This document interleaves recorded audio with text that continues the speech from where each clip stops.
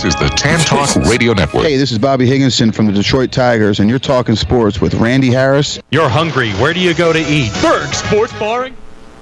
And we're back. This is Knockout Radio coming to you live from Cool Breeze AC Studios. That was a lot of information. Holy cannoli. But going back, I see your notes over there, Randy. Iowa football. Here's an inside question for you because I don't know the answer to this, but I did meet a former teammate of Matt Hughes' son, Brandon.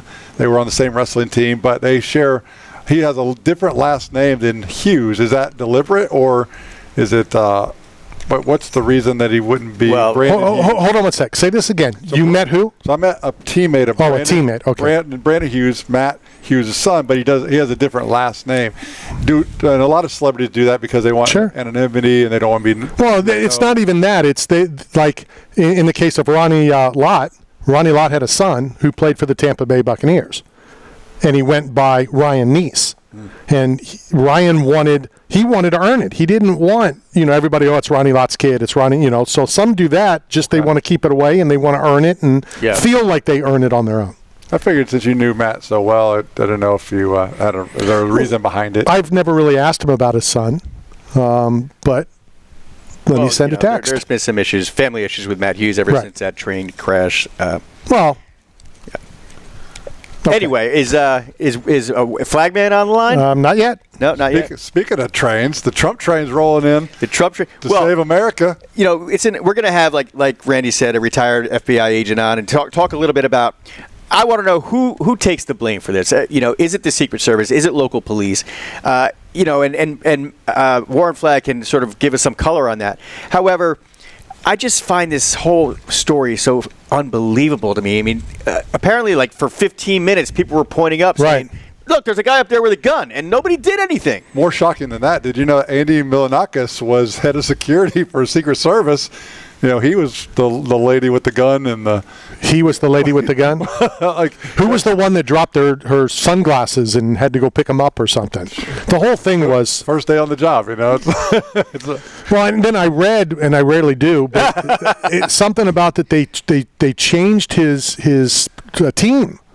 Like for that weekend or something, and his normal wasn't there. They sent him somewhere else. The Republican National Convention was in Milwaukee, so I assume that all the impact was up there preparing for this big conference. That's a good point. This was Butler, Pennsylvania. Nobody's ever heard of Butler, Pennsylvania. Very good point, yeah. People who live in Butler don't even know they're from Butler, Pennsylvania. It's not a very good idea. If that's true, that's insane. Right. You have enough. Yeah. And his team isn't going to be, as far as I would think. Who really thought the Amish were capable of high-power rifles? I know you're trying to be funny, but his team is going to protect his team. Somebody who would know more than us is a friend of Mike's. So let's go to the phone lines and welcome to the show former FBI agent Warren Flagg, who's going to talk to us about the attempted assassination on the biggest UFC fan, on the WWE Hall of Famer, Donald Trump. Let's welcome your friend. Hey, Flagman at Straka, how you doing, man? How's everything? Great. Everything's great. You got Randy Harris, Street Nat Matt on the show with us. I want to know, Warren, who's to blame for this from your perspective, from law enforcement perspective on the highest levels? Who's to blame for this attack, the attempt on President Swipe?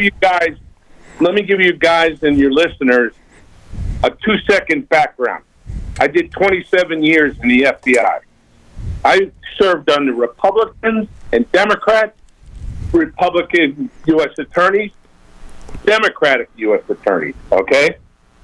The street agents are the finest in the world. I don't care if they're FBI, Secret Service, the military, the entire thing, okay? So, your question is, what happened? Well, let's start back a few years ago. I had trouble. And just give me a second, okay? Yep. The 9/11 situation, they asked me to serve on the 9/11 Commission. I did not do that. Why? Because I knew the honesty would not come out. There would be a governmental cover-up. There were 55 CIA agents that knew 2 of the hijackers were in the country and never notified the FBI. The head of the CIA at the time, George Tenet, should have been prosecuted. Condoleezza Rice should have been prosecuted. And the Vice President of the United States, Cheney, should have been prosecuted. This is where the mistrust in the government started. Right. Now, what happens when Mr. Biden becomes president and he withdraws from Afghanistan? Once again, a lack of leadership, a lack of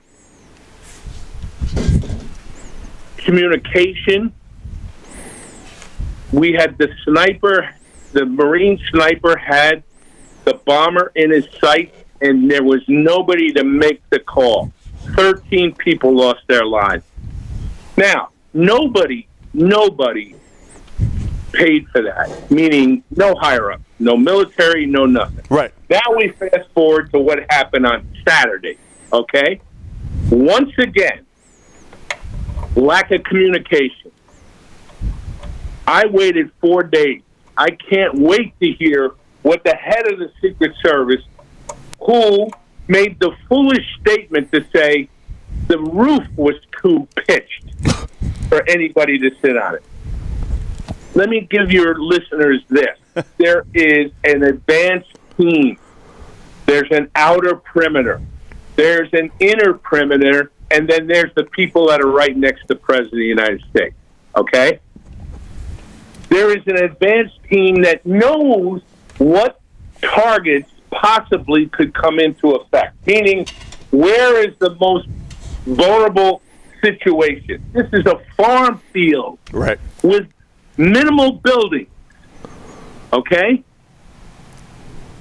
There is no doubt in my mind that 90% of the information has been coming out in the past 4 days has come from the general public. Why? Because everybody has a cell phone. Yeah. It's not coming from our leaders. It's coming from people that videotape 30 minutes ago. There's a guy on the roof. Yep. It's simple. The communication should have been hold the president up for 5 minutes or 2 minutes till we check that out. Right. Go ahead, Matt. So, Mr. Flagg, thank you for being on the show. This is StreetNet Matt here. What is the use of drones nowadays? Because it seems pretty easy with technology. They could have had even a bigger perimeter by using aerial drones to zoom in to protect before they brought the president out. And why wasn't that enforced or being used? Well, in this particular venue, it would be my guess, okay? The drones would have flown over cow fields, okay? There was one targeted area. Those buildings were the only building that could have and did afford a sniper to shoot at the president. It should have been the glowing... I mean, we're not in New York City where there are high-rise, where every window, okay? This is an open field. Now, there's no doubt in my mind the snipers, they didn't need drones. They had these high-powered binoculars, Yeah. and they also have their scopes. Their scopes can shoot at 1,500 yards. Right. And they got the guy right between the eyes. In a matter of seconds. Right. So last question. Tells me as a street agent that they had him in the crosshairs. Somebody didn't give them the authority. They waited till the first shots went. So last question, Warren. Should Kimberly Cheadle, the head of the Secret Service, should she step down, in your opinion? Absolutely. You have to protect those people.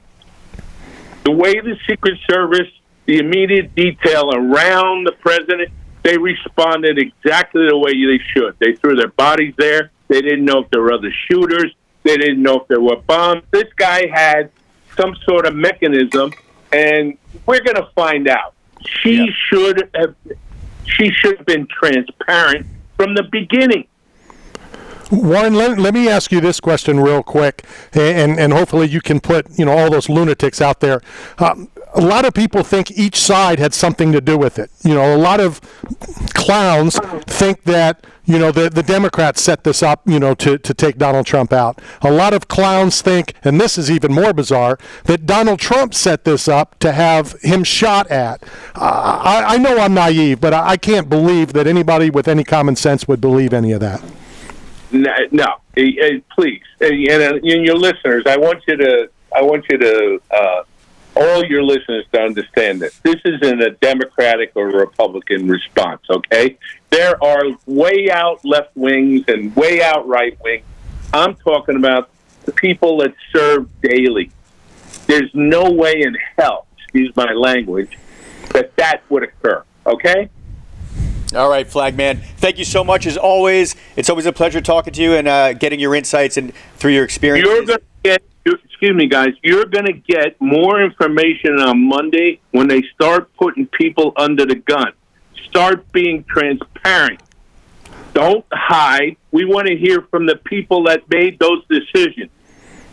All right, Flagg man. Thanks so much, man. Good stuff. Thank you, sir. Let's go hit a quick break, make a quick phone call to Spain to talk to David Feldman, and then a little CFFC action with a guest, a teammate. Oh, get out of here. Now it's 2-on-2. We'll be right back.